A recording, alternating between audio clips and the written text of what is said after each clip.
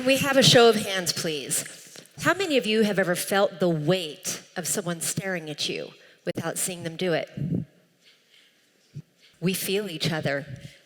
And have you ever noticed when somebody walks into the room and they are like glowing, at peace, happy, and love? They're like a magnet, like a flame, and we are the moths, and we all draw close. And when someone walks in and they are irate, without them saying a single word, we find the exits. We feel each other. Nikola Tesla said, if you want to find the secrets of the universe, think in terms of energy, frequency, and vibration. And of course, Einstein tells us everything is energy, including us. We feel each other. And we know we use this language of energetic connections all the time without thinking about it. I love your vibe. Oh, we are so on the same wavelength. I totally resonate with what you're saying. And for those connections that go really deep, the rich ones, we know those. Those are the ones where it's like magnetic and we come close together. Those are the ones that become our true loves and our best friends. And so if we know that what resonates congregates, I find it astounding that we don't talk about this in the theater of brand and business. I mean, after all, isn't a business's objective to thrive profitably with customers that stay lifetimes with you and spend premiums for your products and tell their friends all about you because they get you? Could we possibly design for resonance the same way we do with true loves and best friends to create true fans and best customers? So I've been in marketing for a long time, and I've worked on some really resonant brands and some not so resonant brands as well. And the most fundamental difference between the two is their commitment to their truth. Because here's the thing about resonance. You can't fake it because people feel it. Now, as marketers here, if there are two metrics that you're going to look at to determine a strong business, I'd say these are two good ones. The cost it takes you to acquire a new customer and the lifetime value of that customer, how much they pay you back over time. We call this the CAC to LTV ratio. And if your ratio looks like this, there's a good chance you're a resonant brand. How do I know? Lifetime value happens when customers stay a long time. They buy from you again and again. They don't leave and look for a better deal. And they know who's also going to resonate with you, so they refer them to you as their customer. You don't have to go buy new customers. And they are loyal. They are loyal to your brand. So what is a brand? Some people say it's a logo, some colors, an ad campaign. Marketers will tell you it's the culmination of what happens when people meet your product or your company. I'll simplify it a little bit. Brands are just people who make things for other people, and we feel each other. So if you want to build a brand today, put it in the search engine, how to build a brand. You're going to get a very similar set of instructions on page 1 of your search. Go deep on your customer. Now for marketing, that's good advice. You have to do customer research. But for building a brand, if you're a visionary and you can build a resonant brand, this is exactly wrong. 180 degrees upside down. If you build your brand in the image of what somebody wants you to be, you'll be putting up an image and a facade that you'll be keeping up with, and it's expensive, it's exhausting, and frankly, it's bad business. Trust me, I've done it. Instead, resonant leaders know the magnet lives inside, not outside. And so I've got 4 insights I want to share with you about building resonant brands. And the first one is this: ignore the consumer. It's marketing sacrilege. I heard some laughing. I bet you're marketing students. Instead, connect to your truth. Now, this is hard. For most of our species' existence, we are actually scared of being different. It's risky. Being in the middle of the herd is safe. Once you stray from the herd, you're easy prey. And you become conditioned to the shoulds from well-meaning parents and teachers The church, TV, music, movies, and for goodness sakes, social media. Not only do we want to fit in, we feel like we need to fit in. But the question is, can you remember who you were before the world told you who you should be? Because your truth is resonant, and resonance is magnetic. Anchor in that. So this company that I bet you all here in Boulder are going to know, when everyone else was running Black Friday ads for 70% off TVs, come in at 4 a.m., this company ran a full-page ad in the New York Times telling you, don't buy this jacket. Why? Because their truth, as stated in their mission statement, is that they're in business to save our home planet.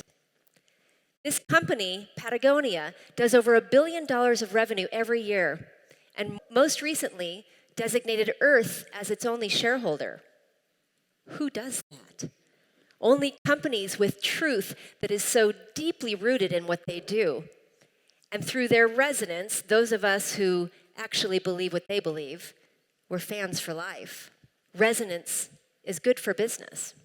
The second insight is to glow again. And I say again because we all have it in us at our most native state. Glow in my work stands for genius, light, and original wisdom. And probably the most common question I get asked is, how do I figure out my purpose? I've lost touch with it. I'm not even passionate about the work I do anymore.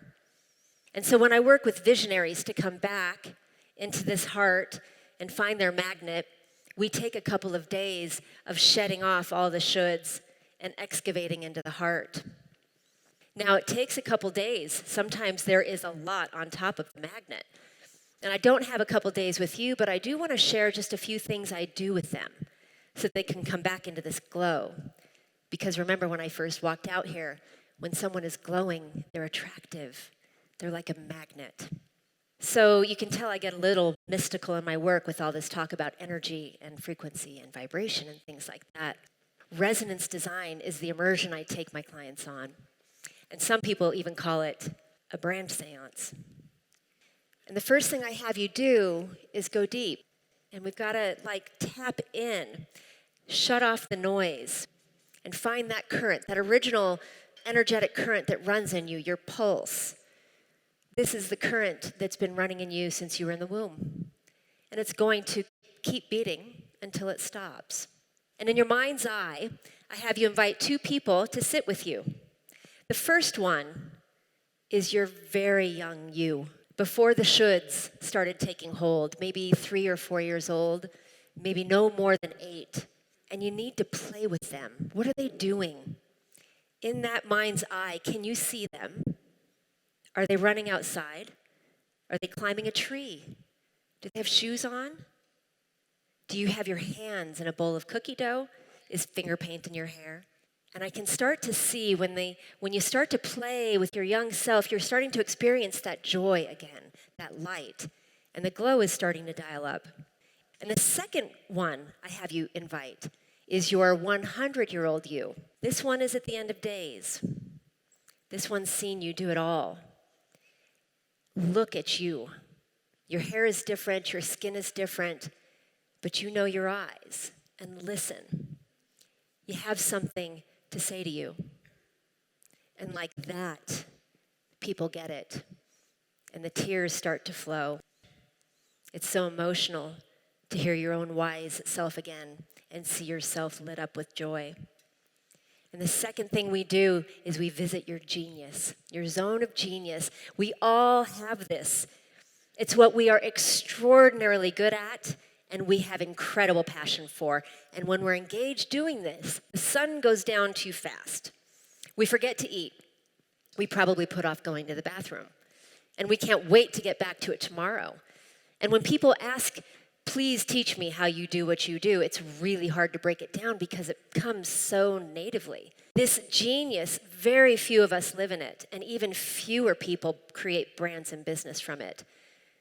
But once people start to remember genius, now they're fully aglow. And it's incredibly emotional because maybe They feel badly that they lost touch with this part of themselves, and maybe they're starting to love themselves again, maybe for the first time. So a beautiful example of this is a woman named Dominique Crenn. She has a little restaurant in San Francisco called Atelier Crenn. And Dominique came here in her young 20s with food ambitions to have a restaurant. The problem was Dominique had no formal culinary training. She didn't speak English very well, and frankly, she was the wrong gender for her food and ambitions in France. So she worked through the kitchens, and she learned what she didn't want to do.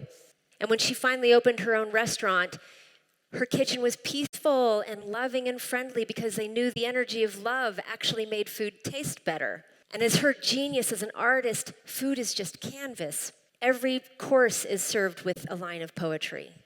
And you won't find meat on the menu, even though Dominique is not a vegetarian, nor is her restaurant. But her truth, she doesn't agree with how the meat industry is run. Dominique is the only woman in this country who's been awarded 3 Michelin stars. Try for a couple months to get a reservation. You might be able to, and if you do, it's about $475 for the tasting menu.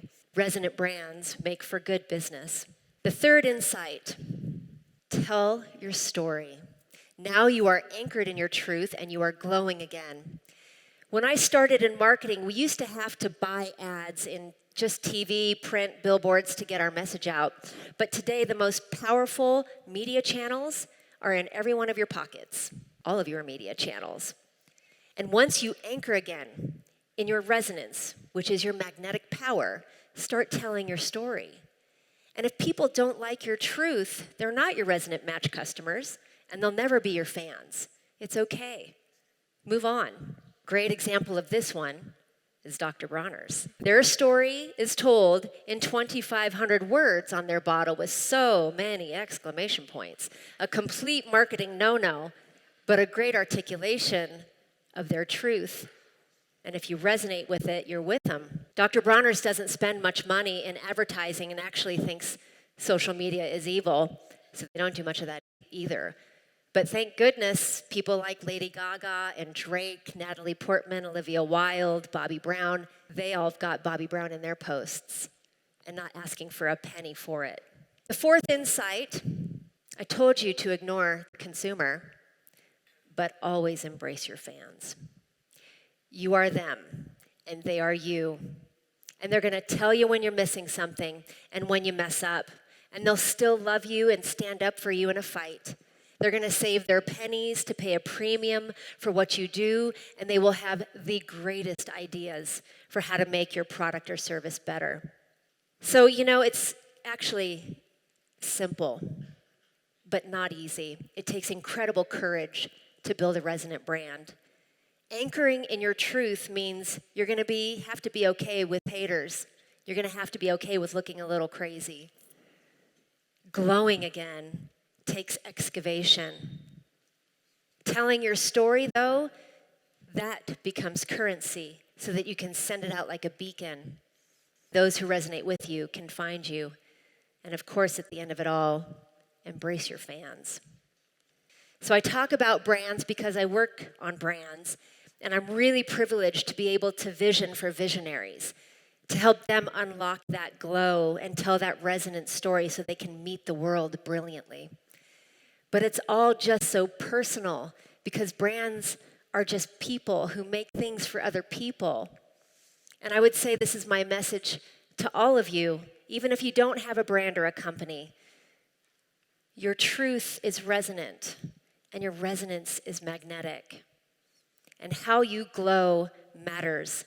And I don't mean makeup or clothes or titles or accolades.